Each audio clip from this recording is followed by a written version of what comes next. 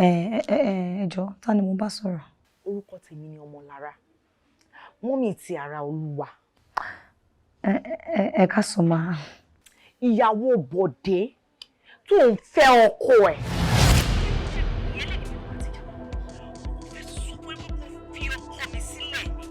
Mo fẹ́ sọ fún ẹ pé kò jáwọ́ lọ́rọ̀ ọkọ mi torí tó o bá jáwọ́ o máa jásẹ̀. Tí o bá ti fẹ́ kó gbóná, tí o bá ti fẹ́ kó máa gbé ẹ dìgbà káàkiri, á bẹ́tà kó fi Bọ̀dé sílẹ̀ torí Bọ̀dé tó ń wò yẹn. Egun eléegun ló gbé o.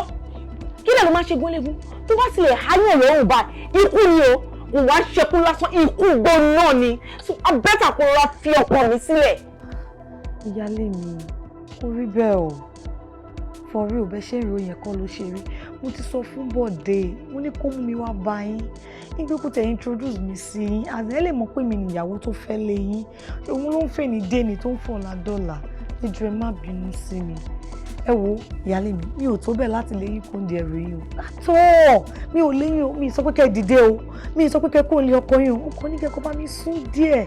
At least kémi àti kákọ̀jọ kọ́mọ lùbọ́, at least kémi àti kákọ̀tì ẹ̀jọ́ fẹ́. Ẹ wo mi iṣẹ́ ọmọ burúkú, mo níwà pẹ̀lẹ́, ọmọ dáadáa ni mi, ẹ náà ṣáà máa rí mi lórí screen. Ẹ ṣáà rí pé bí mo ṣe tutù nínú fíìmù náà mo ṣe tutù lójú ayé. So ẹ má take it too personal, ẹ jọ̀ọ́. Àbúrò ní burúkú làwọn fún mi.